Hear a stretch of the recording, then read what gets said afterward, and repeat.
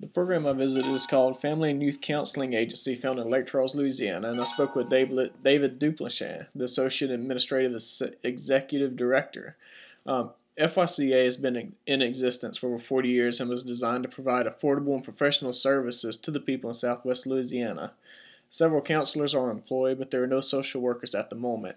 The organization is not faith based, however, some of the counselors are Christian counselors, and their faith is integrated into the counseling process. All the counselors have a master's level education, but unfortunately, I was not able to deeper question on the counseling methods because I was not speaking with one of the counselors. The information that I did receive about the counseling methods was mostly good. The type of counseling is defined as strength-based counseling. They do look at underlying cases for what is going on, but they do not treat things like alcoholic addiction, meaning they don't put someone through detox. But what they will do is explore what is causing the addiction. I was pleased to hear that they do not tell the client what the underlying problem might be, but instead they facilitate an environment where the client can discover that for themselves. Their adult clients must make a decision to come from themselves, even if they're referred to by their business, and I'll give you a little bit more on that later. For there's power in that, and it's the strong ones, according to David, that seek counseling. And in situations of abuse, only the victim is going to be counseled. Because of a conflict of interest, the organization cannot do both.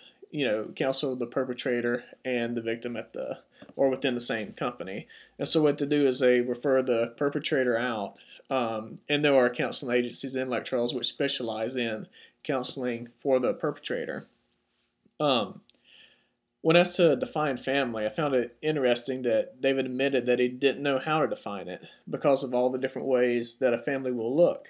And we talked about this in class, functional definition, structural definition, and things like that.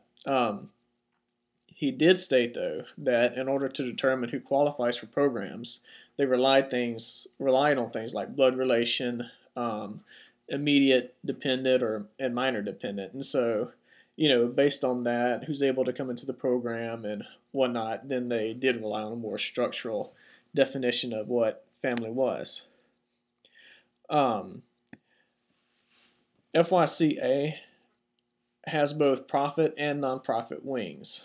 It receives funding through grants, contributions, and other means such as United Way. Recognizing that not all families can afford counseling, people pay according to their means. The for-profit arm of the organization sells contracts to businesses so the employees can come to them at a reduced rate. For example, if the cost is $90 per session, the employee is only paid $10 and the company will be billed for $80. In order to maintain confidentiality, the company is not told who came for counseling. So the company only receives a bill for how many hours that their employees used at FYCA. And FYCA has started various programs that include seminars, groups, etc. that can complement the counseling center. They're very much community oriented, and they look at what are the needs of the community, what's going on. They try and develop programs that's going to meet those needs. And here are the programs that they've come up with so far. The Leadership Center for Youth, Court-Appointed Special Advocates, Human Services Response Institute, Children's Advocacy Center, Children and Families Action Network, Autism Support Alliance, and Performance, which is Employee Assistant and Business Services. And I'm going to give you a PowerPoint that breaks all that down into more detail. That's just kind of a shotgun blast of everything they have to offer.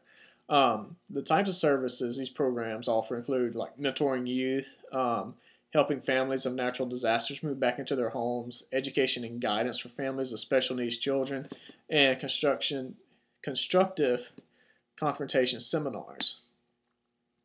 I did receive an evaluation on FYCA, but it was more of a report and a celebration of what was accomplished in 2008. And so it wasn't really critical of what they did, and I didn't see a lot in there about ways that they can improve.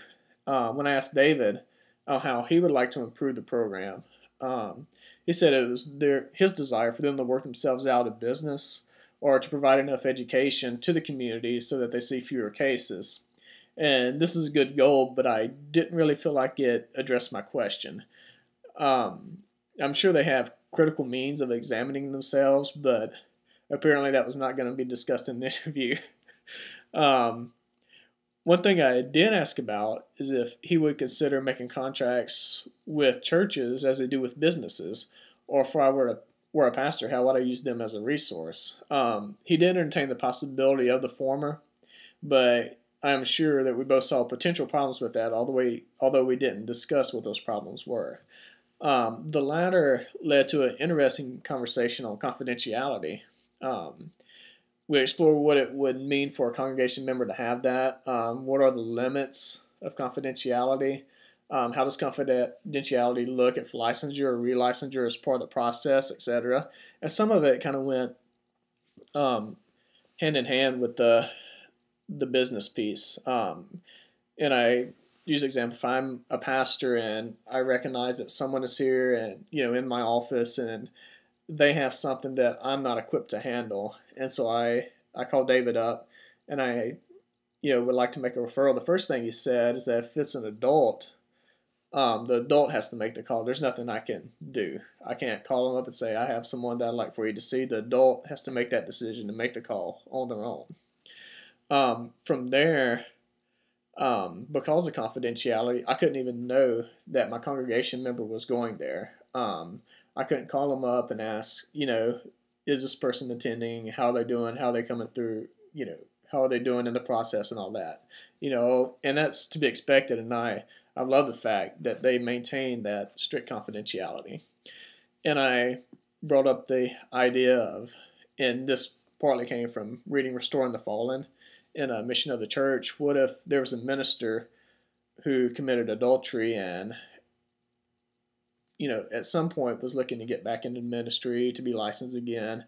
How does confidentiality look then with being accountable to the organization and getting to a point where they're healthy enough to receive a license again? And he talked about, well, at that point the client would have to give permission that the organization can have some information based on what's going on, and there would just have to be a written statement, a signed statement, all that stuff okaying, for all that to take place. Overall, I enjoyed my visit to the campus and the interview. I feel like they have a great thing going. Ultimately, I would like to see them work with churches, whether it be through counseling, through seminars. Maybe a church can host a seminar, something like that. And I'm not sure who has the responsibility to seek that out, them or the churches. If I were a pastor, I would feel like I should have those resources available for situations that are beyond my limits. I also think there are things to learn from them in terms of meeting community needs. With Southwest Louisiana being hit with 3 major hurricanes in the last 5 years, they started the disaster recovery program. And so, what I think about, okay, they see this need and they met it. So as a church, how can we meet the needs of the community during a disaster like a hurricane or, something else that may happen? Or what about times of economic crisis, like this? How can the church help families make it through the financial crunch? What can we do in terms of, job placement, job assistance? Is there anything that we can do, or is there nothing we can do? But it's, things that we can look at and explore. But anyway, back to FYCA. They seem like a great organization. They get an A+, as I hope I will on this presentation. Thanks.